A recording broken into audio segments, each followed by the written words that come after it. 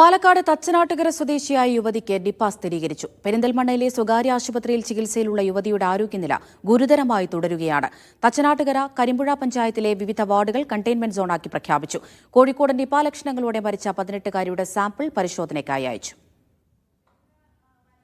10 ദിവസം മുൻപാണ് മണ്ണാർക്കാട് നാട്ടുകൽ സ്വദേശിനി പനി ബാധിച്ച് മണ്ണാർക്കാട് വിവിധ ആശുപത്രികളിൽ ചികിത്സ തേടിയത്. അസുഖം വർദ്ധിച്ചതോടെ ചൊവ്വാഴ്ച പെരിന്തൽമണ്ണയിലെ സ്വകാര്യ ആശുപത്രിയിൽ യുവതിയെ പ്രവേശിപ്പിച്ചു. രോഗലക്ഷണങ്ങളുള്ളതിനാൽ കോഴിക്കോട് വൈറോളജി ലാബിലേക്ക് സ്രവം പരിശോധനയ്ക്ക് അയച്ചു. ഇവിടെ നടത്തിയ പ്രാഥമിക പരിശോധനയിൽ 38-കാരിയുടെ പരിശോധനാ ഫലം പോസിറ്റീവായിരുന്നു. തുടർന്ന് പൂനെ വൈറോളജി ലാബിലേക്ക് അയച്ച സാമ്പിളിന്റെ ഫലവും പോസിറ്റീവായി. നിപ സ്ഥിരീകരിച്ച യുവതി പെരിന്തൽമണ്ണയിലെ സ്വകാര്യ ആശുപത്രിയിൽ ഗുരുതരാവസ്ഥയിൽ ചികിത്സയിലാണ്.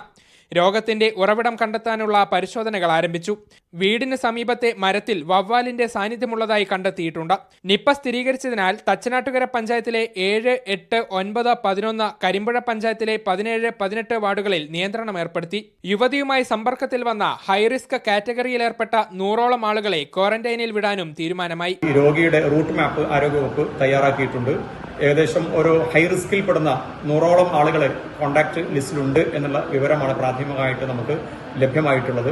അത്തരം ആളുകളെ കൂടി ആ ക്വാറന്റൈനിൽ നിർത്തി ഈ രോഗം പടർന്നതിനുള്ള സാഹചര്യം പൂർണ്ണമായും ഇല്ലാതാക്കുന്നതിന് വേണ്ടിയുള്ള പ്രവർത്തനങ്ങളാണ് ഇപ്പോൾ അടിയന്തരമായി ഗ്രാമപഞ്ചായത്ത് ഭരണസമിതി സ്വീകരിച്ചിട്ടുള്ളത്. അതിനിടെ കോഴിക്കോട് സ്വകാര്യ ആശുപത്രിയിൽ മരിച്ച 18-കാരിക്കും നിപ രോഗലക്ഷണങ്ങളുണ്ട്. മലപ്പുറം മങ്കട സ്വദേശിയാണ് സ്വകാര്യ ആശുപത്രിയിൽ മരിച്ചത്. കോഴിക്കോട് മെഡിക്കൽ കോളേജ് ആശുപത്രിയിൽ മൃതദേഹം പോസ്റ്റ്മോർട്ടം നടത്തിയിരുന്നു. പോസ്റ്റ്മോർട്ടം നടത്തിയ ഫോറൻസിക് ഡോക്ടർമാരോട് ക്വാറന്റൈനിൽ പോകാൻ നിർദ്ദേശിച്ചു. പൂനെ വൈറോളജി ലാബിലേക്ക് സാമ്പിൾ പരിശോധനയ്ക്ക് അയച്ചു. ഫലം ഉടൻ ലഭിക്കും. മീഡിയ 1 പാലക്കാട്.